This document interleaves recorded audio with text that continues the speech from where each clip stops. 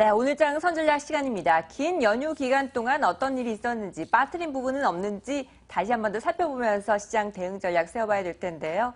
그리고 매주 수요일마다 시장을 이기는 종목을 통해서 포트폴리오를 관리하는 시간 가져보도록 하겠습니다. 지니어스클럽의 박정석 대표와 함께합니다. 안녕하십니까? 예, 안녕하세요. 네, 추석 연휴 잘 보내셨나요? 예, 덕분에 맛있는 것도 많이 먹고 좋은 구경도 많이 하고 잘 보냈던 것 같습니다. 네, 대체 공휴일 덕분에 또 크게 쉬었습니다. 쉬어가는 동안 또 간과하고 넘어간 부분들도 있는데 일단 시작하기 전에 지난 금요일장에서는 추석 연휴를 앞두고 관망세가 짙은 모습이 나타났죠. 큰 방향은 나타나지 않았고 종목별 장세가 시현됐는데 어떻게 보셨나요? 지난 금요일장. 예, 지난 금요일장, 아무래도 긴 연휴를 이제 앞두고 있기 때문에 시장의 어떤 관심은 그날 당일보다는 어떤 모든 이슈라고 하는 부분들, 관심이라고 하는 부분들을 그냥 추석 명절 연휴 이후로 그 이후에 좀 보자, 좀 넘어가 보자라고 하는 이런 심리가 굉장히 좀 강했던 것 같았습니다. 전체적으로 그 글로벌 증시가 안 좋은 흐름 속에서도 우리 증시도 일정 정도 영향을 받을 수밖에 없었었지만은 그래도 좀 크게 빠진 부분이라기보다도 좀 그 관망하는 이러한 어떤 흐름으로 좀 진행이 됐다는 생각이 들고요.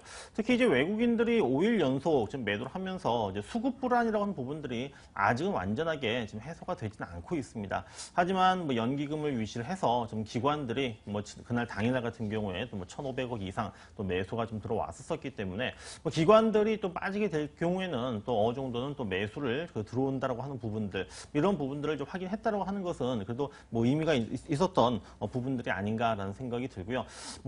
전반적으로 봤을 때는 일단은 그냥 관망하는 어떤 소강 상태의 흐름으로 지난 금요일장 마감했다라고 보시면 될 것 같습니다. 네, 차분한 소강 상태의 분위기 안에서 기관이 떠받들고 있는 시장. 오늘 시장도 마찬가지일까요? 추석 연휴가 끝났는데.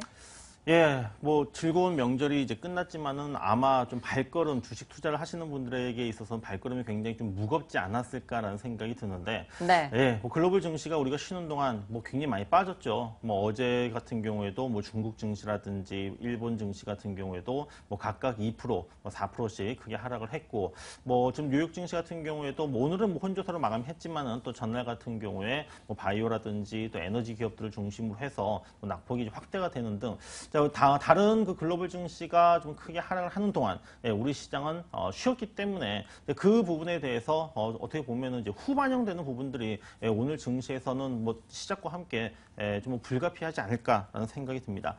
지금 이제 그 이슈라고 하는 부분이 딱 크게 두 가지죠. 하나는 글로벌 증시, 글로벌 어떤 경기 자체가 좀 둔화가 되고 있다고 하는 부분들. 그 다음에 이것을 그 중심으로 해서 또 미국의 연내 금리 인상 여부 이런 것들이 지금 계속적으로 지금 우리 증시를 비롯한 글로벌 증시의 악재로 좀 작용을 좀 하고 있는 부분들인데, 자 지금 현재 시점에서는 모두가 다 오늘 참 죽었구나, 오늘 참 어렵겠구나 이렇게 좀 생각을 하실 겁니다. 예, 시작 자체는 좀 불가피할 수밖에 없습니다. 하지만 또 우리 시장의 경우에 저점이 현재 계속적으로 높아져가는 흐름이고, 그 다음에 글로벌 경기 둔화라든지 미국의 금리 인상 이 이슈가 아주 돌발적인 어떤 새로운 이슈는 아니거든요. 이미 예전부터 이미 나왔었던 부분들이기 때문에 자 얼마만큼 그 장중에 좀 크게 하락을 했을 때 국내 그 연기금을 비롯한 기관들이 얼마만큼 방어를 해줄 수 있을 것인가, 막아줄 수 있을 것인가, 이 부분이 제가 볼 때는 굉장히 좀 중요하다는 생각이 들고, 남들이 굉장히 안 좋다고 하지만은 그렇다고 너무 겁먹을 필요는 없다는 생각합니다. 예, 어느 정도 시장이 또 빠지게 되면은 또 올라가는 것이 또 주식 시장의 어떤 생리라고 생각이 되기 때문에 현재 시점에서는 크게 좀 쫄지 말고 오히려 어떻게 보면 좀 위기를 또 기회로 삼는 이러한 그 전략, 긍정적인 관점에서 접근하는 전략도 저는 충분히 필요하다라고 좀 보고 있습니다. 네, 위기를 기회로 한번 삼아보도록 하죠. 그럼 시장을 이길 만한 종목들을 한번 선정을 해봐야 될 텐데 일단 그 종목들을 선정할 만한 기준을 어디에 두고 계셨나요? 저는 그렇습니다. 그 종목들이 이제 앞으로 상승할 것이다. 누구나 다 생각을 하죠. 어떤 종목 투자를 하는 데 있어서 상승할 종목에 투자를 하지 빠질 종목에 투자를 하지는 않을 겁니다. 그런데 상승을 한다라고 했을 때 막연하게 그냥 수급이 좋다, 또는 기술적인 차트가 좋다 이런 것들이 아니라 주가가 상승할 수 있는 어떤 스토리가 있어야 됩니다. 모멘텀이 있어야 됩니다. 그래서 상승할 수 있는 어떤 그 이슈라든지 모멘텀이 있는, 우리가 흔히 얘기하는 재료라고 하죠. 재료가 있는 종목이든지 아니면은 현재 어떤 그 주가가 실적과 비교를 했을 때 굉장히 어떻게 보면 저평가되어 있다. 그러니까 실적은 굉장히 좋은데 어떤 시장에서 이슈가 되질 못해가지고 주가가 지금 굉장히 낮은 수준에 위치해 있는 종목들, 이런 종목들을 위주로 해가지고 지금 포트폴리오를 갖다 구성하게 될 겁니다. 뭐 이전에는 제가 이제 방송을 통해서 그냥 단순하게 뭐 종목을 갖다가 이제 뭐 추천만 해드렸었지만은 이제부터는 예, 포트폴리오를 구성해서 좀 그 추천한 종목들에 대한 사후 AS까지도 예, 책임을 지도록 하겠습니다. 네. 확실히 책임지시는 거죠? 네, 뭐 당연합니다. 알겠습니다. 실적 대비했을 때 저평가된 종목, 그렇다면 어떤 종목인가요? 전략까지 시원하게 제시해 주시죠. 예, 자, 오늘 뭐 시장이 그렇게 뭐 녹록치는 않을 것이다라는 것은 뭐 다들 알고 계실 거고요. 뭐 저 또한 예, 오늘 뭐 종목을 고른 데 있어서 선정하는 데 있어서 뭐 굉장히 좀 고심을 많이 했습니다. 지금 그 시장에서 이제 그 뭐 업종별로 뭐 보면은 이제 뭐 강하게 움직여주는 업종이 있고 또 뭐 약한 업종이 있고 지금 뭐 굉장히 어떻게 보면 차별화되고 있는 과정이 있는데 최근 들어서 보면요 이 스마트폰 부품주들이 조금씩 지금 그 바닥을 치고 올라와주고 있다고 하는 부분들. 그러니까 예전에 어떤 실적 악화에 대한 우려감들 때문에 지금 주가가 조정을 받았는데 이제는 실적이 좋아질 수 있을 것이다. 아니면 실적은 여전히 좋은데 주가가 너무 많이 빠졌다라고 하는 이런 그 인식들이 강해지면서 올라오고 있습니다. 그 중에 한 종목으로 예, 오늘 그 포트폴리오에 담을 종목은 디스플레이텍이라고 하는 종목인데요. 자, 이 디스플레이텍은 그 LCD 디스플레이를 만드는 종목입니다. 우리가 이제 삼성전자의 그 뭐 갤럭시 시리즈들 같은 경우에 그 디스플레이가 대부분이 아몰레드이죠. AMOLED이지만은 그러나 이제 이 중저가 보급형 핸드폰 같은 경우에는 여전히 그 LCD 디스플레이가 사용이 되고 바로 이 삼성전자의 그 보급형 LCD 디스플레이에 들어가는 LCD 모듈을 만드는 회사가 바로 디스플레이텍이다라고 이제 보시면 될 것 같은데요. 자, 이 디스플레이텍의 지금 그 실적과 현재의 주가 수준을 비교해 보면은 굉장히 지금 현재 저평가되어 있다고 하는 부분을 갖다 말씀을 드리도록 하겠습니다. 자, 우리가 이제 그 뭐 PR이라고 했을 때 PR이라고 하는 것이 절대적인 기준은 아니지만은 디스플레이텍의 현재 시가총액이 얼마냐면은 지금 1,000억이 좀 채 안 됩니다. 1,000억이 채 안 되는데 작년에 영업이익이 얼마가 나왔었냐면 한 200억대가 나왔었거든요. 자, 그러면 200억대에서 시가총액이 지금 1,000억이 안 된다고 했을 경우에는 작년 실적 기준을 했었을 때 지금 PR이 지금 5배 정도밖에 안 된다고 하는 부분이고요.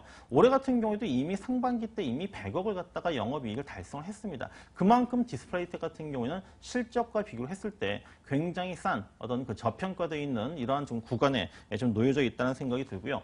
그리고 뭐 삼성전자도 그렇고 뭐 여타 다른 뭐 아이폰을 제외한 다른 이런 그 모바일을 만드는 모바일 그 디바이스를 만드는 회사들의 경우에 이제는 어떤 프리미엄급보다는 보급형 쪽으로 지금 계속적으로 비중을 확대를 해가는 고객들 자체가 이제 어떻게 보면 프리미엄급에서 보급형 쪽으로 지금 비중을 갖다가 좀 그 비중이 높아지고 있기 때문에 앞으로의 어떤 그 전략도 역시 마찬가지로 이 보급형 중저가폰 쪽으로의 어떤 그 전략 부분들이 좀 그 확대가 좀 될 것으로 보입니다. 거기에 따라서 좀 수혜를 받을 수 있는 좀 종목 기업이 바로 디스플레이텍이다라고 좀 볼 수가 있기 때문에 지금 실적 대비 굉장히 저평가되어 있는 디스플레이텍을 뭐 이번 주 뭐 첫 번째 포트폴리오에 담는 종목으로 선정을 해보도록 하겠습니다. 네, 얼마대 가격에서 매수를 시도해 보면 좋을까요? 예, 뭐 최근에 사실 좀 거래가 그렇게 많지는 좀 않은 편이고요. 네. 좀 시장에서 어떻게 보면 약간 좀 소외당하고 있지만은 그러면서도 알게 모르게 조금씩 주가가 현재 좀 올라오고 있는 흐름들인데